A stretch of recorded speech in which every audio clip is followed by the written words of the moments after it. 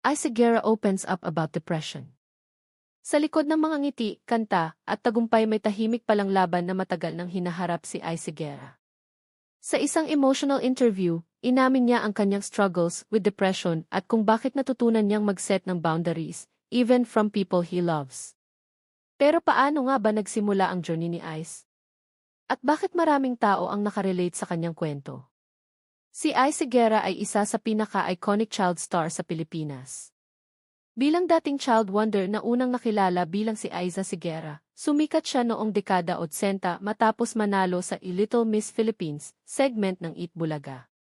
Dahil sa kanyang natural charm, talent sa pagkanta, at pagiging adorable, mabilis siyang minahal ng publiko. Habang lumalaki siya sa harap ng kamera, naging bahagi siya ng maraming pelikula, TV shows at concerts. Kalaunan, mas nakilala rin siya bilang isa sa pinakamagagaling na acoustic singer sa bansa. Pero tulad ng maraming celebrities na lumaki sa spotlight, hindi rin naging madali ang lahat para kay Ice. Mula pagkabata, exposed na si Ice sa pressure ng showbiz, expectations ng tao, at pagiging public figure. Habang tumatanda siya, dumaan din siya sa maraming personal struggles, kasama na ang journey niya tungkol sa identity, self-acceptance, at mental health. At bagamat madalas siyang nakikitang masayahin at kalmado sa interviews at performances, inamin niya na may mga pagkakataong mabigat pala talaga ang kanyang pinagdadaanan sa loob. Sa kanyang recent interview, naging bukas si Ice tungkol sa kanyang struggles with depression. Ayon sa kanya, dumating siya sa point ng buhay niya kung saan kinailangan niyang matutunang unahin din ang sarili niya at protektahan ang kanyang mental at emotional well-being. Sinabi niya, "I have to take care of myself." Simple man pakinggan, pero para sa maraming tao, napakalalim ng mensahe na iyon. Minsan kasi, sobrang sanay tayong unahin ang ibang tao, family, trabaho, relationships, hanggang nakakalimutan na nating alagaan ang sarili natin. At iyon ang realization na gusto ring i-share ni Ice sa publiko. Isa sa mga bagay na binigyang diin ni Ice ay ang kahalagahan ng boundaries. Sa Filipino culture, madalas iniisip ng tao na kapag nag-set ka ng boundaries, nagiging selfish ka. Pero ayon sa mental health experts, boundaries are necessary para maprotektahan ang peace at emotional health ng isang tao. At iyon mismo ang natutunan ni Ice matapos ang maraming taon ng emotional struggles.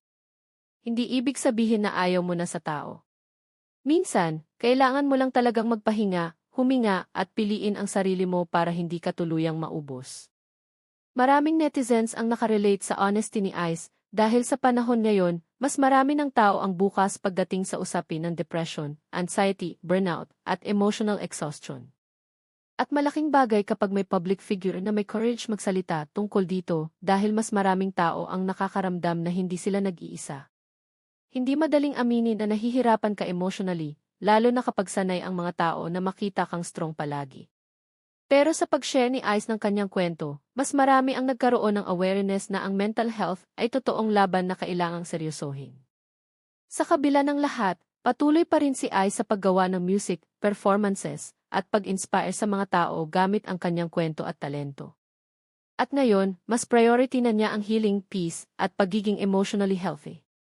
Marami rin ang humanga sa maturity at honesty niya dahil hindi lahat ng celebrities ay kayang maging vulnerable sa publiko.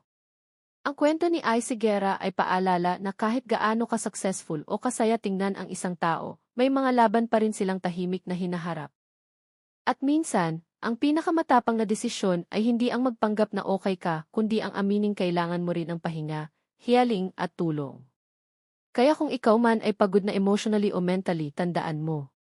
Hindi selfish ang alagaan ang sarili mo. At gaya ni Ice, deserve mo rin ang peace, healing at pagkakataong huminga.